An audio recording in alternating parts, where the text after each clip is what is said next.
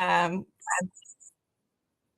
my week sort of looks like I spend 2 days actually in a pediatric OT clinic and work with kids of all different ages doing occupational therapy work. And then on my other 3 days of my week, I spend at a neuro physio clinic doing physiotherapy work with more of the older adult populations, teenagers into adulthood sort of thing. But my passion has really always come from adaptive sports and doing adaptive sports and helping get our clients involved in adaptive sports, and as well as getting our clients to come out and try out those sports and things. I just find like adaptive sports are a really good bridge between rehab and, you know, the outside world and the community world sort of thing. And that's why I've always loved adaptive sports. So yeah, so when I was asked to present today on, you know, introducing adaptive sports, especially after brain injury, I thought this is right up my alley and I love it. So I'm so happy to be here, and thank you everybody for having me and being here today as well.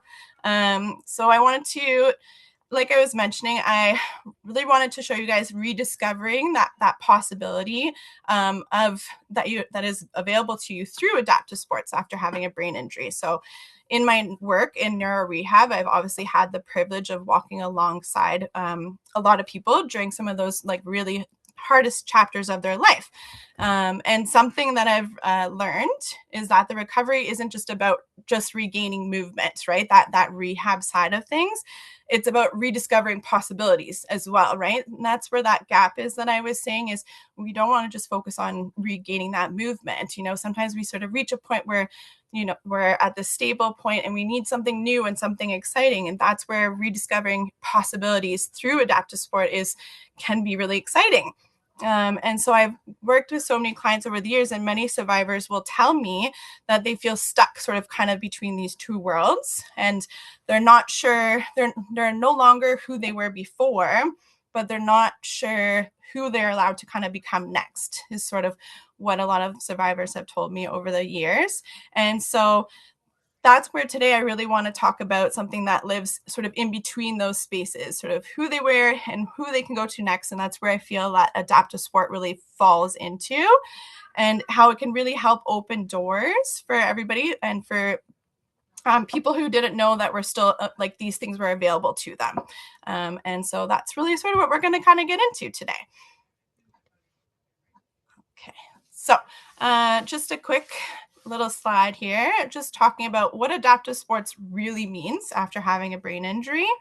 And so basically adaptive sports is like shown here. It's not just for elite athletes. So it's for everyday people who are trying to, you know, rebuild that life after injury. Right now we have the Paralympics coming up, and we see a lot of these different adaptive sports, and we think of these elite athletes, but they all started as everyday people building after their life injury as well. So it's not just for these elite athletes that we can see. You don't need to be fit again to start to try these sports. Some of us think I have to, you know, get to a certain fitness level in order to try certain sports, and that's not the case for most sports and as well as adaptive sports. And adaptive sports are always modified to meet you where you are.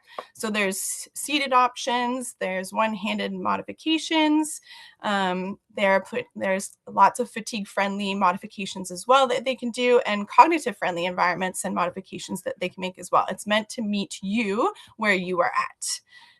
And many sports can be trialed at various points within your recovery. So it could be trialed on in the early recovery stages, or, you know, a year later or years later, and so on and so forth, even 10 years later. It doesn't matter at what point you decide to trial within your recovery stage. It can be tried at any point, and that's the nice part about adaptive sports, is if you're not ready now, you can always try again in the later parts of life as well too.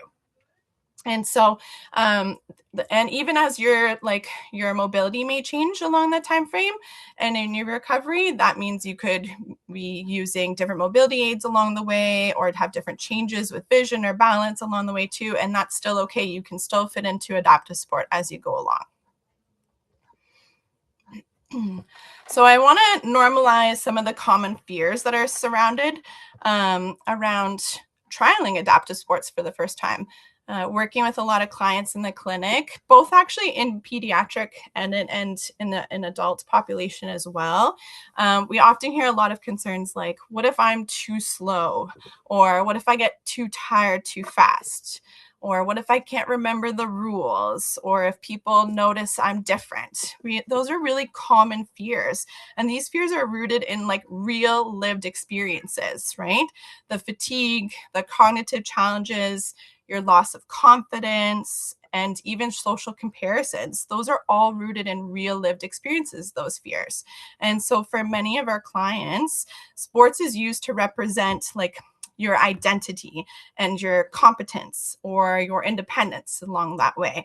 And so trying again can feel really incredibly vulnerable, right? Because when you're trying again and you're sort of recreating that identity, that feels like a very vulnerable place to be. So it's common to have these fears and to sort of consider these sort of questions. And like I said, these are questions I often hear a lot throughout trialing adaptive sports. But we have to remember that these adaptive sports environments are actually initially built for variability, and they're designed for people who need breaks. They're designed for people who need to move differently, who use mobility aids, who have cognitive fatigue, or who need more repetition or more support.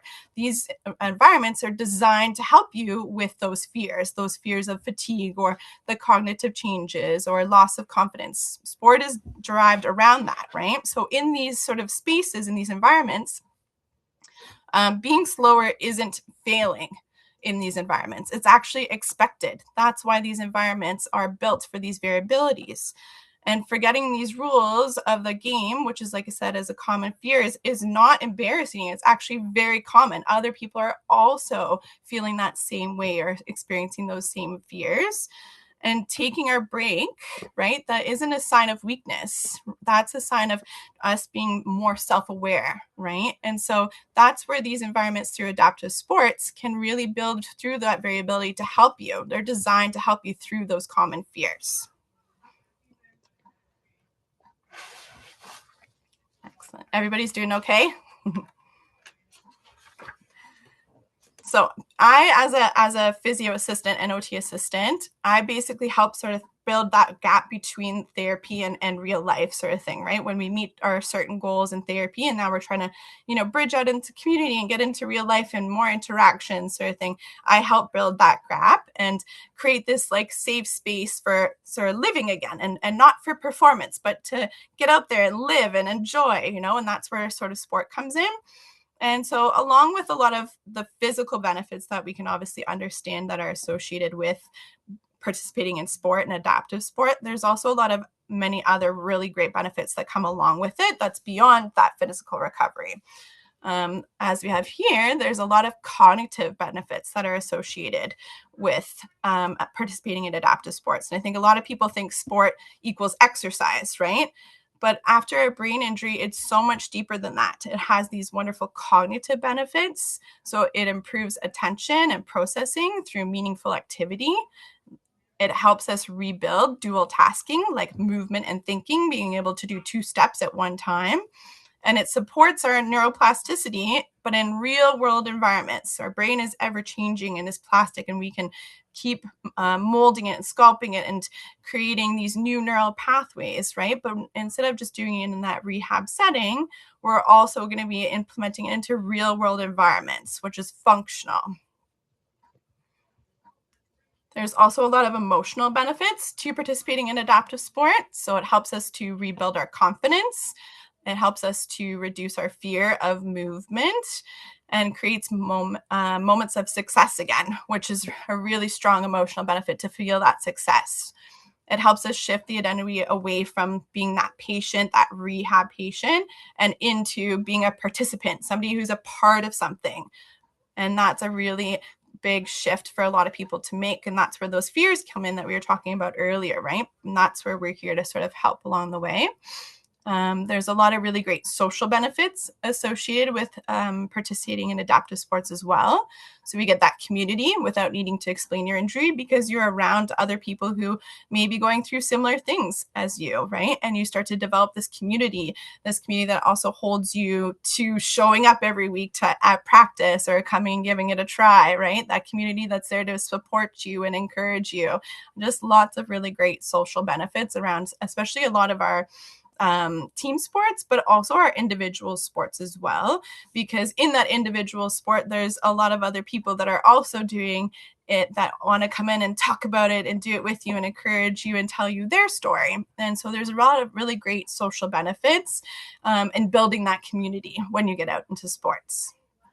And you're just around other people who get it, who are going through it too. They just understand it and they get it. And that reduces our isolation because isolation can feel really tough after an injury. And we want to reduce that isolation and get involved in the community and feel heard and feel seen. And then some other benefits as well for participating in adaptive sports is our nervous system. So our nervous system, it helps us to regulate our stress response by getting in sports, right? Because we're moving, we're active, we're having good intentional relationships and interactions with other people. And that helps us to regulate our stress response. It helps us to regulate our nervous system. It helps us to regulate our body. We can also help build some resilience, right, as we push through some of those tough things. And it helps people reconnect with their bodies, but in a safe environment, in a safe way, right? And so therapy basically helps us recover, but adaptive sports helps us feel alive again. And so that's sort of where that gap is and filling in that gap and that hole. And that's really been where my years of practice has been focused into, is in that gap. So I'm really passionate about it. So I wanted to talk to you guys about some real opportunities to sort of get started. So I think first would be understanding what some of the different examples of adaptive sports are. So there's adaptive cycling, or also known as like hand cycling. There's sledge hockey, there's wheelchair basketball, there's wheelchair rugby, there's even wheelchair hockey now, there's adaptive climbing, there's skiing, rowing, bocce. There's so many different adaptive sports variations. And I think first we need to sort of understand, what sort of sports are out there and available to us, sort of thing. What does adaptive sport look like? There's swimming. There's so many other adaptive sports that are so great in different seasons of the year. And so there's so many really unique opportunities. And so, but I can understand, when seeing these lists of sports and when talking to our clients about these lists of different sports that it may be available to them, most of them don't want to try these adaptive sports. They kind of look at them and they think like, they don't know where to start is a common concern. And they assume that it can also be expensive, which it can be realistically. And they think that they won't qualify, or they're not qualifiable to try that sport. And they might feel like intimidated by all those things. And so that's where I want to kind of come in and kind of debunk sort of like those myths around it. And that's what I do. So I connect people within the parasport organization and then our clients together to help organize basically different try it out days. So that way you do know where to start. I give you the stepping stone, right? And you do like the thought of expense is taken away.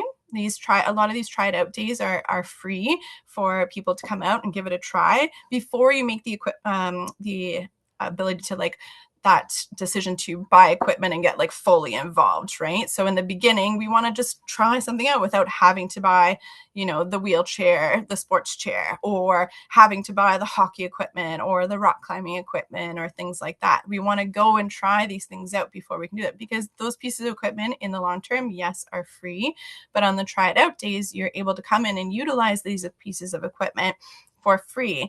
And then from there, you can kind of take slow steps as to different programs that you can even sign up for that will let you continue to try and utilize their equipment for a cheaper rate before you have to think about getting involved or invested on the equipment side of things. So that kind of So when you're thinking the expense around it, yes, if you get to like high level athlete stuff, then yeah, then there's a lot more expenses around it. But there's so many opportunities before that you don't have to worry about the expense part.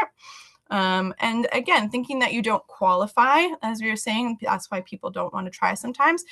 Everybody is typically a good qualifier for these sports. They're here to adapt, they're here to modify for everybody, right? So it's worth just going and giving it a try. So I wanted to provide you guys a list of sort of resources, right? And just know that you don't have to commit, right? But we just have to be curious about adaptive sports. We're not committing to anything long-term when we go to try something. We just want to be curious about those sports and see, what's out there and where it could take us and what sort of opportunities are there. And so there's a lot of these organizations, for example, that I have listed here. One of them is the Canadian Adaptive Climbing Society, and we've been really involved in helping them develop and grow and get into the community. And they host Try It Out days all the time. And so a Try It Out day with them, along with some of the other organizations, may look like it just kind of looks like a low sort of pressure environment. There's no pressure, very low pressure. It's very chill, very exciting. We have a ton of supportive coaches that are out there, not only at the climbing Try It day, but also other days as well that we have. There's lots of supportive coaches and staff. We make sure that we take lots of breaks, right? We listen to you guys and see, how your body's feeling and take lots of rest. And all the equipment, typically with some of these Try It Out days and going to try some of these sports, is all included. The equipment is provided and included. They may ask for measurements and things to better fit you for a piece of equipment. And then that way you can have a better overall experience. And there's zero expectations when you come out to just come and give this stuff a try. There's no expectation whatsoever. It's just come, try it, and see if you like it. So the Canadian Adaptive Climbing Society is really good for that. And there's also some other local Toronto area community programs. So I'm sure you guys may have heard of some of these places already. I have them listed in the slide, and then hopefully I can send this to you guys as well, so you have all the links, because I know there's a lot here. But Variety Village is a really great place. They're based out of Scarborough. They have an awesome adaptive swimming program and a lot of other wheelchair sports programs, but they're good for our peds population all the way to like our adult population. So they're a great place to start some of those community programs and community sports, along with the Toronto Accessible Sports Council and as well as the Ability Center. The great thing about the Ability Center as well is that they actually have a wonderful fitness area just geared towards adaptive fitness. So their equipment is all accessible and easy to use and get around to. And then there's also some of our outdoor, more seasonal type sports. So we just finished wrapping up a big event in February with the Spinal Cord Injury Ontario, that they host a ski day, like a Try It Out ski day event. So you can come up and you can try out sit skiing for the first time. And so again, the event is free for those who are attending, along with the family members get to come and enjoy a wonderful day. And it's just really fun and really chill.